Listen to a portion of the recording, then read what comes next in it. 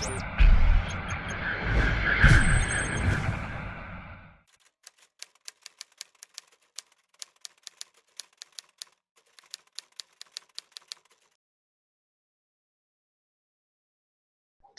thank you so much for joining. I'm really looking forward to hearing your insights just about how the retail industry broadly, landlords and tenants, is going to be impacted by, the state of the world right now. But just to start, can you give us your background and maybe a little context on what ICSC is and what its mission is?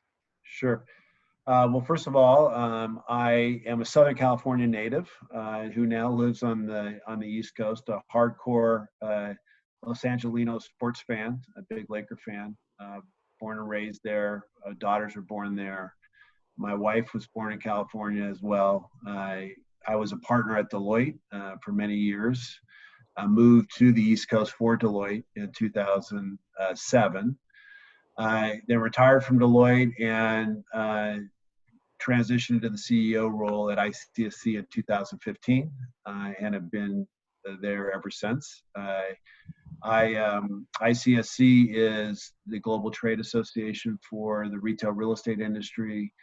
We advocate for the industry in Washington, D.C. and state houses across the country, but also provide a host of services for our members. And we're most well known for our large deal making and networking conferences, unfortunately, all of which have been, canceled or postponed this year because of the pandemic.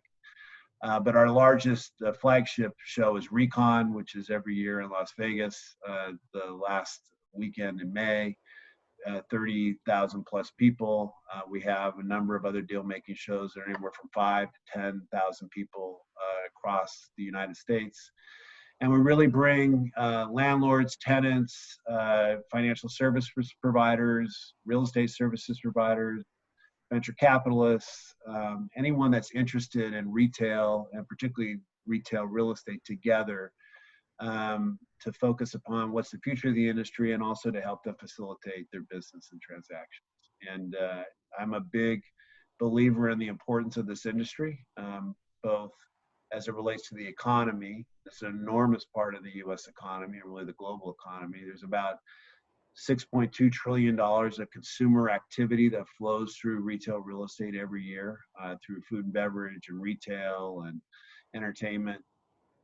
We're also the largest source of sales and local taxes for communities across the country. About $400 billion of state and local taxes are generated by the industry every year, which is the largest source of funds of any industry in the country.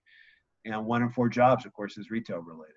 And, as retail goes in a consumer-driven economy like the U.S., so goes the U.S. economy. And obviously there's some challenges now given what's happening in the world.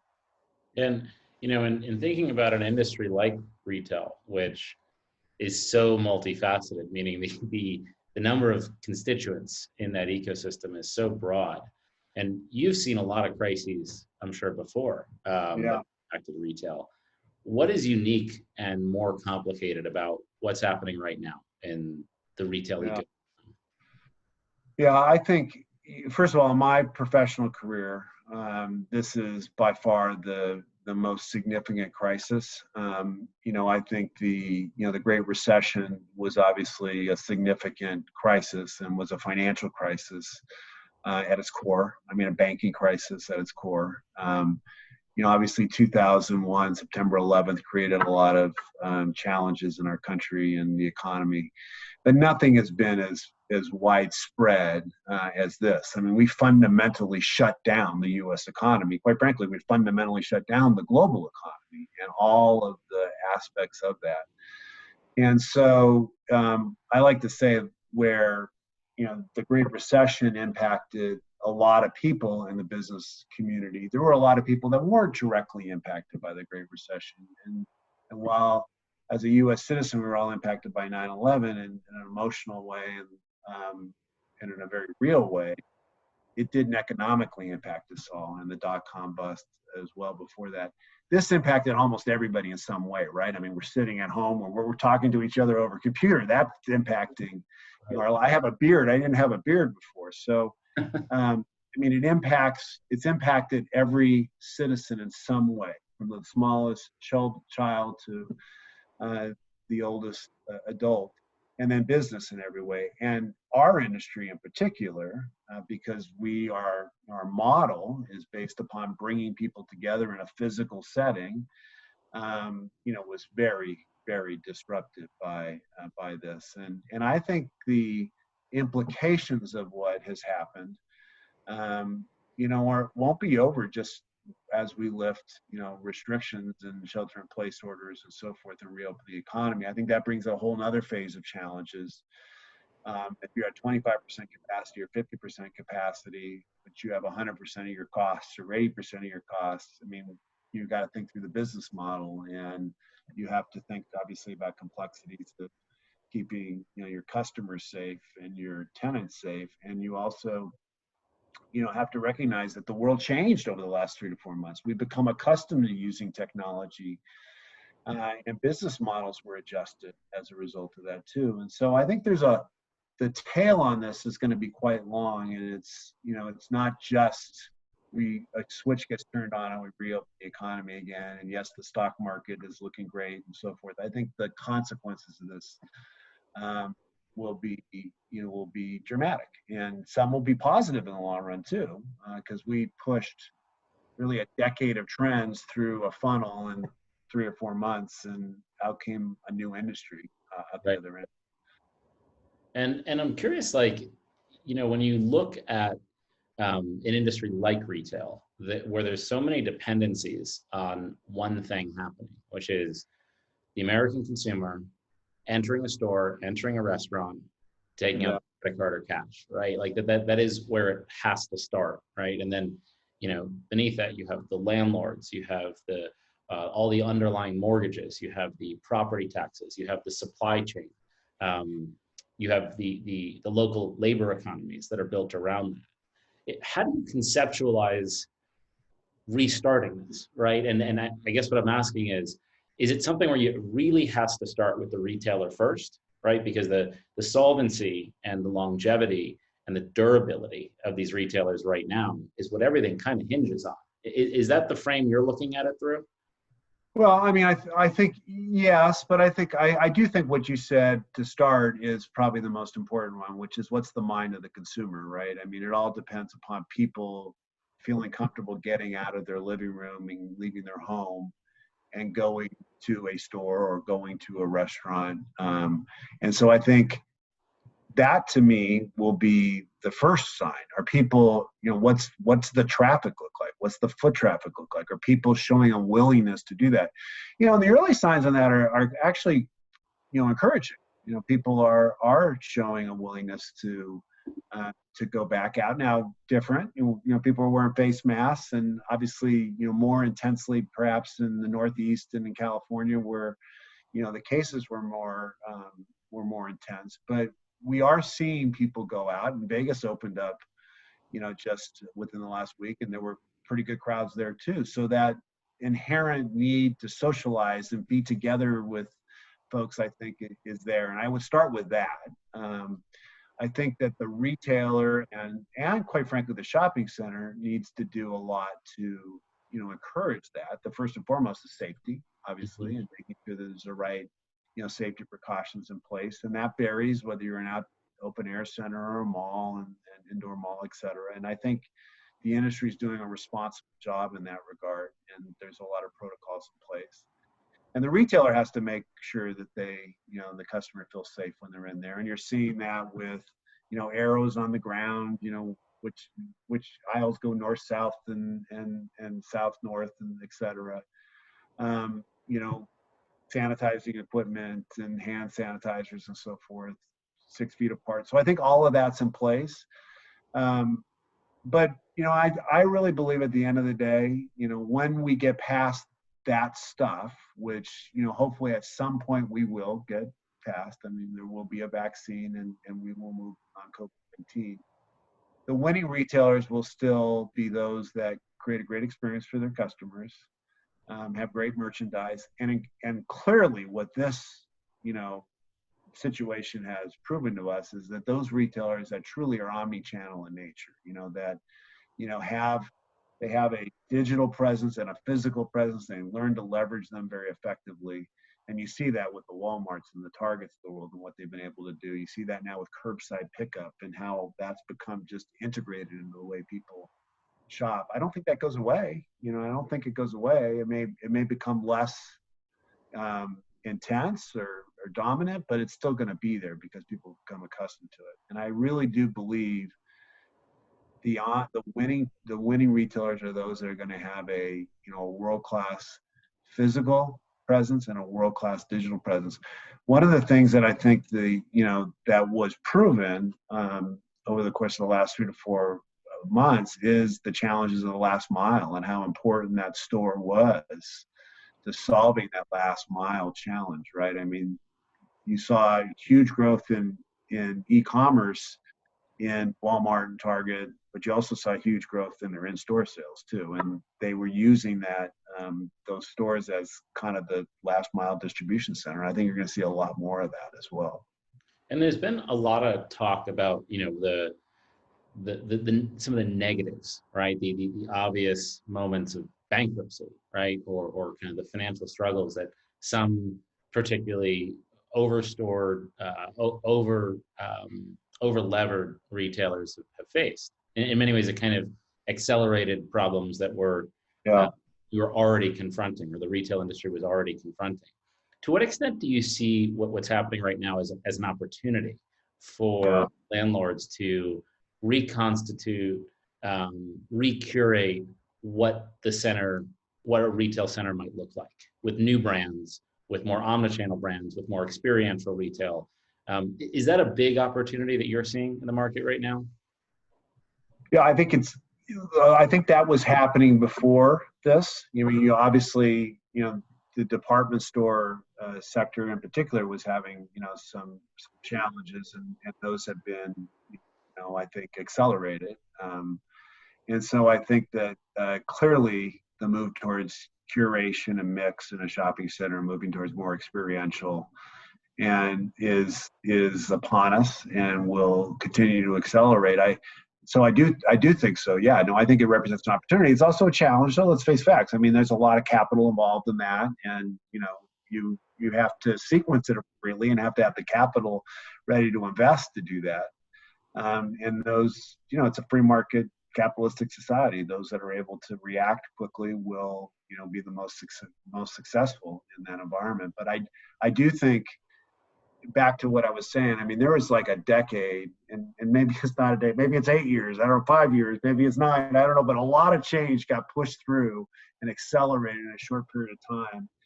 And I think that it's really now, as we reopen, the consequences of those changes and the fallout from that will become very obvious over the course of the next 6 to 12 months. But I do think it's an opportunity, but it's also a risk. I mean, let's be honest. So.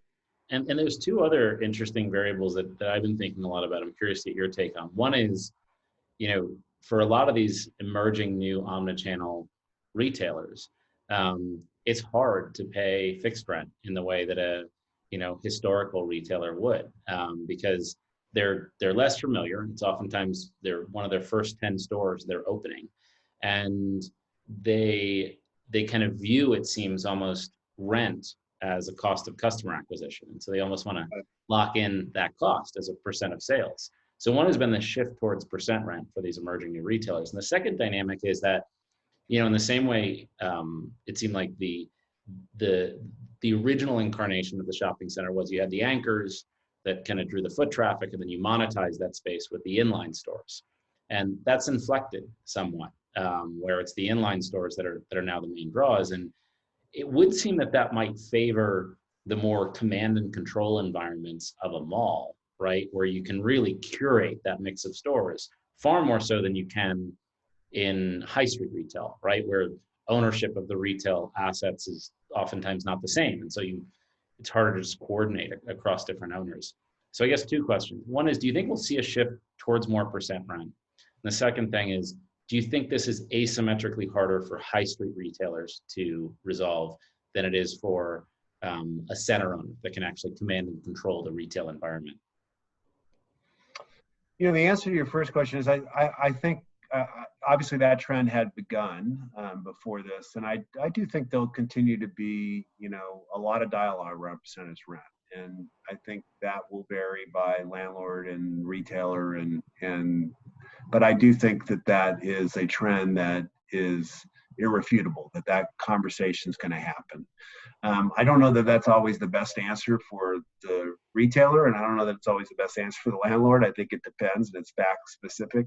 It is interesting, you know, you mentioned, you know, customer acquisition costs. I mean, one of the things, and you clearly understand this, I mean, the cost of customer acquisition in a pure e-commerce only model is generally a lot more significant than it is in a physical model. I mean, because of the, you know, it's a much more efficient, cost-effective model to be, you know, to have a physical network of stores. And that's so counterintuitive, right? Like Yeah, that most absolutely. people certainly we see this in the venture capital world, that most people think that, oh, it's cheaper to acquire customers online, when in fact, if you really look at an equivalency between rent as acquiring customers offline and online customer acquisition costs as your online marketing costs, we've hit this inflection point where it is now fundamentally cheaper to acquire customers offline.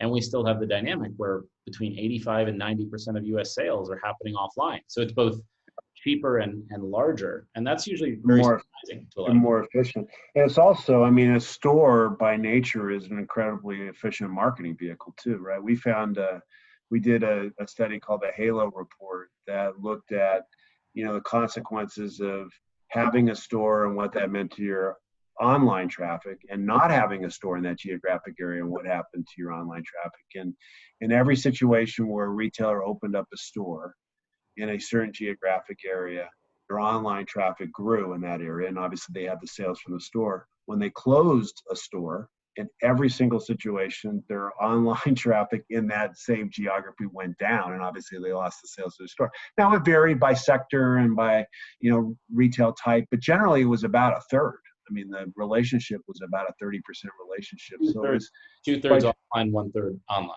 No, if you opened up a store, so if you opened up a new store in a geographic area, that your online traffic in that geographic area, your purchases from sales from that geographic area that were online from customers in that area, when it grew by 30, actually the actual percentage is 37%.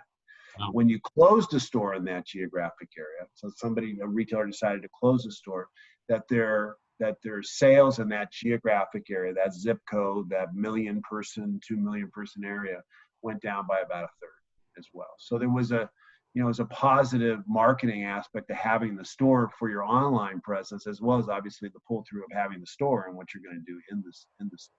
And have you seen creative ways where landlords have looked to capture that, right? I mean, that's a benefit of having a store, that a store is, you know, it's a marketing asset as well as a direct sales asset.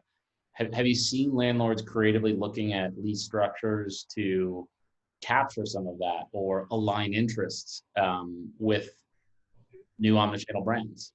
Yeah, I think there's conversations around that, but there's not a template that's consistent across the industry in that regard. Because I think that everyone agrees on. Yeah, everybody agrees on. I mean, obviously you have competing interests around that, and there's, you know, different viewpoints around it. But it's certainly a discussion that's taking place, and what's the fairest, you know, leasing model to put in place. Your second question is a quite interesting one in regards to just high street and street retail. First of all, I think open air, you know, an open air shopping center, so not classic street retail, what you were asking. But, you know, those were doing quite well before the pandemic. And quite frankly, you know, particularly those that had a lot of essential retail, you know, have weathered this fairly well. And I think we're probably emerged to, you know, with challenges around small tenants and restaurants and those types of things, which are obvious, you know, are probably in a position as a sector as a whole to emerge from this in a reasonably strong position.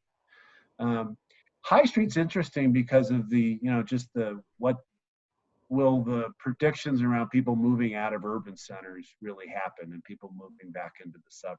And generally as a retail industry, for shopping centers, whether that's enclosed malls or, grocery anchored neighborhood centers and everything in between, a move to the suburbs is usually a pretty positive thing for the industry, because there's a lot of retail out there, and we saw, not as much growth in the suburbs over the last decade, and we're starting to see signs of it growing again, and so that could be quite positive, particularly as the millennials have kids and want more space, and now they realize working at home and not commuting into the city is kind of a nice quality of life thing.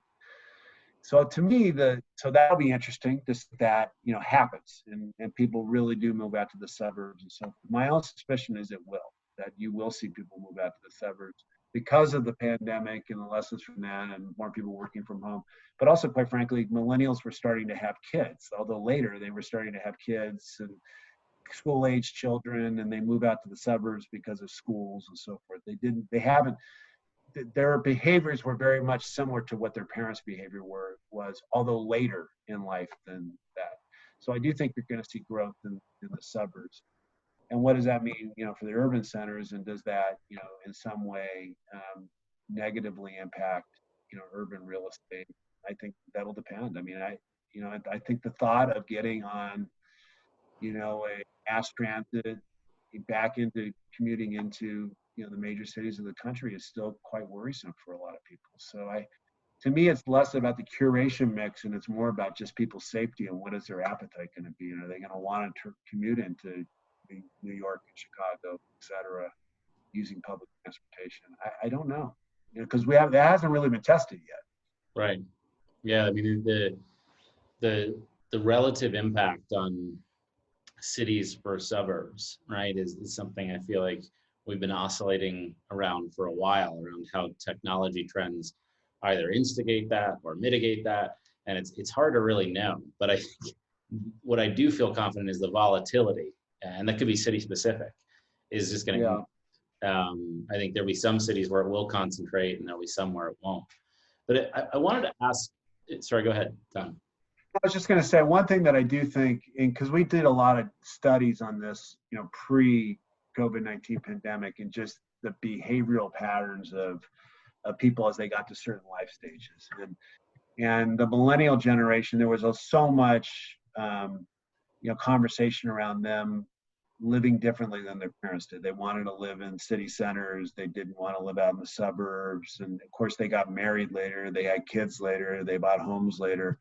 And those events particularly are really important, because those life events stimulate consumer demand, and particularly the having the kids part. And as what we saw is that as millennials kids, the kids of millennials reached school age, there was a high motivation to move out to the suburbs because of access to schools.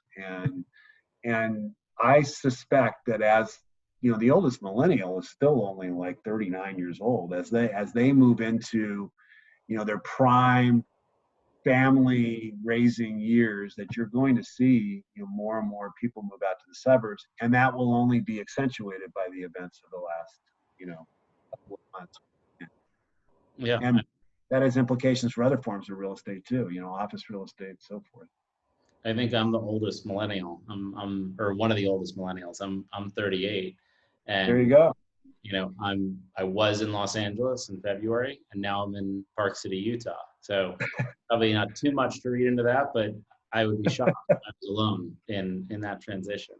I wanted to ask you about the COVID-19 Recovery Fund. Obviously, ICSC took out, I think, what is its first act to highlight this crisis, its impact on retail. But I'm curious, what is the fund and what is the mandate behind it? Can you kind of talk through that?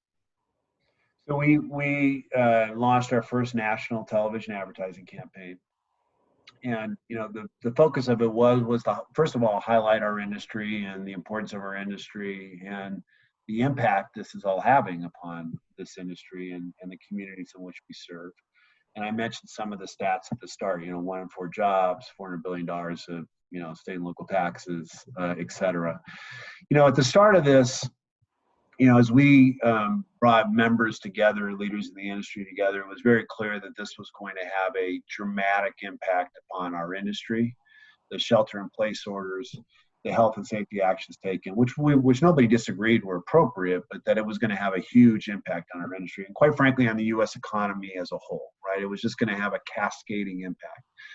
And we believe in the very first advocacy request we made from Congress and a letter that I wrote to Congress and to the White House, we asked that the government fund a business interruption fund, that that the government took actions to close the economy, that there needed to be a continuity of payment and cash flow, and that the government needed to lean in and provide some help with ongoing business expenses. And is that is that to retailers or is that to landlords as well? At the time, that was to every retailer, landlord, and we said it should be open to all industries and all businesses that could demonstrate they were impaired as a result of COVID-19. And that's we recognize there would be above and beyond payroll protection. Above and beyond payroll protection. And obviously, the CARES Act got implemented. We thought that was a good first step. But we still believe there's more that needs to get done. And I believe that even as the economy begins to reopen, and even though we had a positive jobs report last Friday, that the tail on this challenge is going to be significant. And we have built a coalition of about 100 different organizations all across the U.S. economy, different industries, different regions, that support this concept of a recovery fund. And the basic concept of a recovery fund is that if your business has been impaired as a result of COVID-19, that the government, and you can prove it and demonstrate it and provide documentation to the government, that they should lean in and provide some support for your ongoing operating expenses during this period of time. We have had a number of different proposals that have emerged from Congress, some of which haven't gone anywhere, some of which are promising. There's one called the Restart program, which fundamentally what I just described, which is a program that is bipartisan in nature, from Senator Bennett and Senator Young, that would provide support for ongoing operating expenses for companies that generally are 5,000 or less employees, that can demonstrate that they were impaired by COVID-19. But there's a cap on that particular one of around $12 million of relief. We think the number ought to be bigger than that. We think it ought to be applied to more companies. But the concept is one of, look, to emerge from this, to close your business for 3 months, to emerge from this, have to replenish inventory, have to, in many cases, support tenants, find new tenants in our industry specifically, as a result of a government action, although an appropriate one, that they have a responsibility to help businesses get back on their feet. And that's just an element of fairness. And that while we probably won't get to this point, that ideally you'd want businesses to be at least emerge from this as close to as the same condition as they were when they entered this crisis. Recognizing that probably won't be the case, but we think the government should help get as close to as possible. And quite frankly, there are a lot of good programs that have been put in place, but there's a lot of restrictions. Even the Main Street lending program that is set to be formally opened up. I mean, the Fed has introduced the program, but it's not yet available for companies to avail themselves to. Probably will the next couple of days. Has a lot of restrictions in regards to, one, real estate's not covered by it, and two, a lot of retailers won't be because of the leverage ratio requirements that are part of the program and or the credit rating requirements that are part of the program. Basically, you have credit. And that was one of the surprising things to me also just about the Main Street lending program was you have a challenge, which is a lot of retailers that were over levered to begin with. And it wouldn't seem logical to me that the conclusion to over leverage is additional debt. Put more debt on more debt, right? I mean, that's generally not a recipe for good solid business growth. So yeah. So that's that. We really believe, we're not saying that those programs aren't good programs. We're saying there's another layer of government support that's needed. Yeah. And quite frankly, it needs to be liquidity based, non-debt based, grant based, There can be appropriate controls and restrictions placed upon it. It can be in the form of forgivable loans if you make, if you do certain things, but it can't be limited to just small companies as PPP was, and can't just be payroll related as PPP for the most part was. Now it's 60-40. It was 75-25 when it was launched, but there's more that's needed. PPP is a great program, but it needs to be built upon as well. Right. And is part of that also highlighting, to legislators, but also, by definition, also to their constituents, how important the brick and mortar retail ecosystem is to the U.S. economy? Like it's surprising, I think, to many people that it's 1 in 4 jobs. It's $6.2 trillion ecosystem contributor to U.S. GDP, that you can't afford for big challenges to happen in retail without systemic problems impacting the commercial debt market, the commercial mortgage market, employment. And so there's, beyond just like the economic imperatives, if you don't want some of these companies to go down, there's real social imperatives here. Like communities are built around offline retail. Have you found that a challenging conversation to introduce into the public sphere, or is it kind of more intuitive to a lot of people?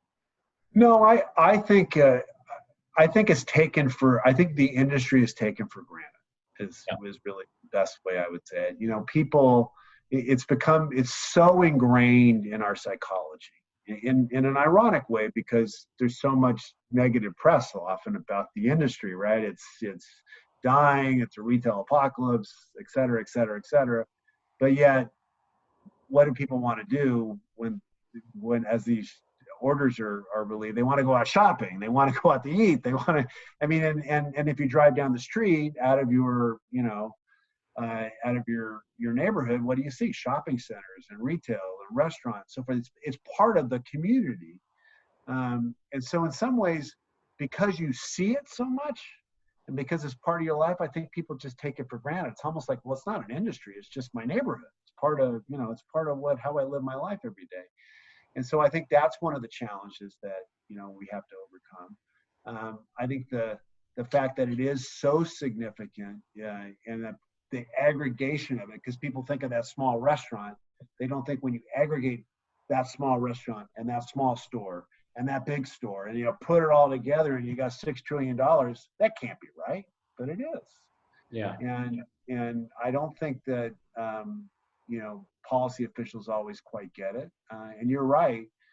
The cascading impact of just $1 trillion of debt that's underlying the shopping center industry, and if you had some reasonably large percentage, or even a meaningful percentage of that default in some ways, the cascading impact upon the financial markets was dramatic.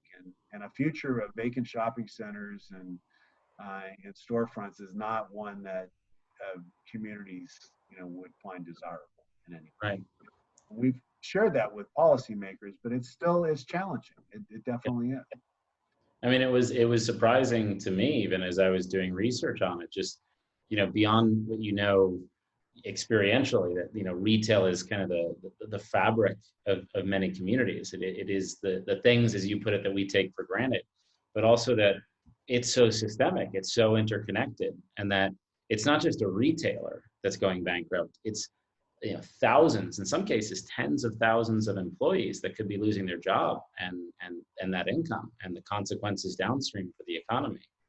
And one of the things that struck me in thinking about the Retail Rescue Fund is this concept of, what's really needed is there are some retailers that were already struggling, right? They were already embattled and already imperiled by lots of issues that predated COVID. But there's a lot of otherwise viable retailers. And what seems especially hard right now is that capital markets are so frozen. It's hard for these retailers to raise equity, to raise debt. And how do you unfreeze those capital markets? How do you make it attractive for equity investors to get money moving again, to kind of to just restart these retailers so they can get to the other side of this crisis, right? Like, the issue is you don't want lots of bankruptcies happening all at once. and in the process, taking down otherwise viable retailers that do not and should not go bankrupt. How do you think about restarting equity and debt capital markets for the retailers themselves? You know, that's a hard one, because I think what happens is you know, the industry gets painted with a very broad brush, right? And those, you know, retailers and brand names that were challenged, and as you know appropriately point out, before this happened, you know, and I do think we were turning the corner a little bit around that narrative. I think that was starting to change, but then this happened, and I do think there has been some hesitation in, you know, looking at one sector, particularly some of the large retailers that are brand names that, you know, we all know, and we're challenged, and saying, well, that's all retail. And so, and you've seen stock market valuations and resistance to capital and so forth as a result of that.